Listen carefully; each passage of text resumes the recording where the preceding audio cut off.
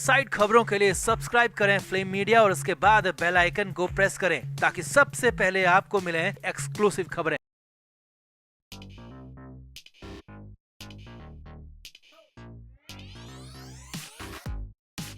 उद्धव ठाकरे जब भी दिल्ली आते हैं तो किसी न किसी को मनाने के लिए आते हैं। 2019 में बीजेपी को मनाने के लिए आए थे, 2024 में कांग्रेस की मनुहार करने के लिए डेरा डाले हुए थे और अब एक बार फिर से उद्धव ठाकरे अपनी टोली के साथ दिल्ली पहुंचे हैं। अब बड़ी बात यह है कि उद्धव ठाकरे किस काम से दिल्ली आए हैं। 8 तारीख को दिल्ली विधानसभा चुनाव के नतीजे आने वाले हैं और रिजल्ट से ठीक पहले उद्धव का दिल्ली आना कई संकेत दे रहा है। तो किसके लिए दिल्ली पहुंचे हैं उद्धव ठाकरे? अरविंद केजरीवाल के लिए, कांग्रेस के लिए या फिर बीजेपी में अपनी राह तलाशने के लिए? तो आपको भी पूरी इनसाइड स्टोरी दिखाते हैं। आप भी वीडियो को शेयर करें और अपनी राय कमेंट बॉक्स में जरूर दें।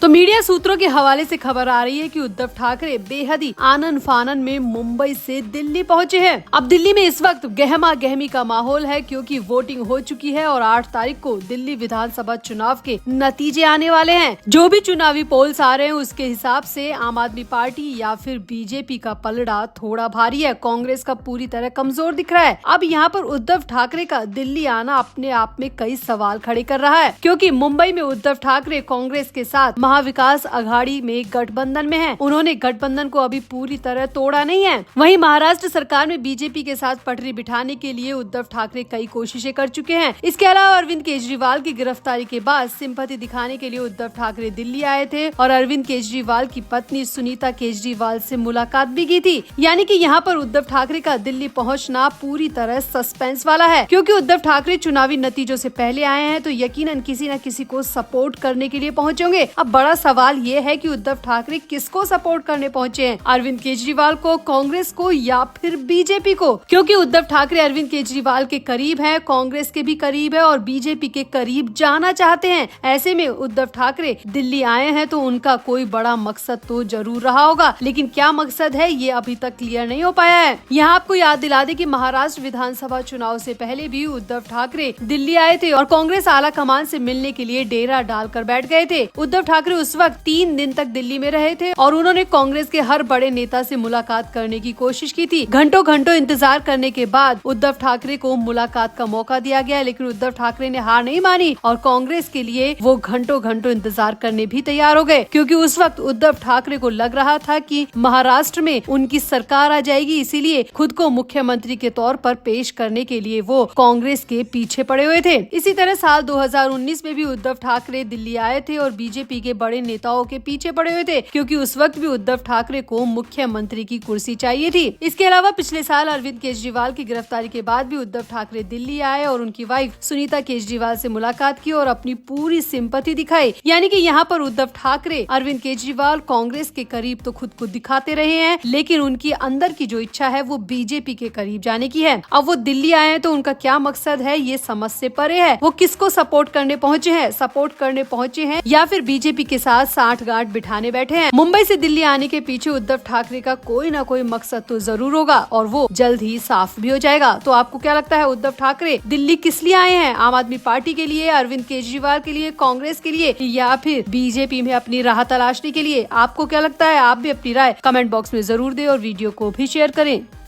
एक तरफ तो जहां महाराष्ट्र में बीएमसी चुनाव की तैयारियां चल रही है, हर पार्टी अपने अपने तरीके से बीएमसी चुनाव में मैदान में उतर चुकी है। यहां तक कि उद्धव ठाकरे की पार्टी ने तो बीएमसी चुनाव अकेले ही लड़ने का ऐलान भी कर दिया। मगर इसी बीच बेहद बुरी खबर या फिर कहें कि बहुत बड़ा झटका उद्धव ठाकरे को लगा है क्योंकि उद्धव ठाकरे की पार्टी के 35 नेताओं ने एक साथ यूबीटी को छोड़ दिया है और बीजेपी को ज्वाइन कर लिया है। खबर के मुताबिक संभाजी नगर जिले के शहर अध्यक्ष विश्वनाथ स्वामी के साथ साथ शिवसेना यूबीटी के 35 नगर सेवक बीजेपी में शामिल हो गए हैं। महाराष्ट्र बीजेपी अध्यक्ष चंद्रशेखर बावनकुले की माने तो ये उद्धव ठाकरे की शिवसेना के लिए बहुत बड़ा झटका है और बीजेपी के लिए बहुत बड़ी उपलब्धि है। चंद्रशेखर बावनकुले ने कहा कि संभाजी नगर जिले से तो यूबीटी का पत्ता ही साफ हो गया है। यूबीटी अब कहीं पर भी नजर नहीं आ रही है क्योंकि यूबीटी के एक साथ 3 दर्जन नेताओं ने बीजेपी को ज्वाइन करके उद्धव ठाकरे को बड़ा झटका दे दिया है। चंद्रशेखर बावनकुले ने आगे कहा कि उद्धव ठाकरे ने उन विचार विचारों के साथ समझौता किया जो उद्धव ठाकरे के पास थे। हिंदू हृदय सम्राट बाला साहेब ठाकरे के जो विचार थे वो सभी शिवसेना के साथ चले गए। उद्धव ठाकरे ने अपने विचारों को छोड़ दिया और कांग्रेस और राष्ट्रवादियों के विचारों को स्वीकार कर लिया जो उनके खुद के नेताओं को पसंद नहीं आ रहा है। बावनकुले ने कहा कि उद्धव ठाकरे की पार्टी अब लगभग खाली हो चुकी है। उद्धव ठाकरे आखिर किस मुंह से अकेले चुनाव लड़ेंगे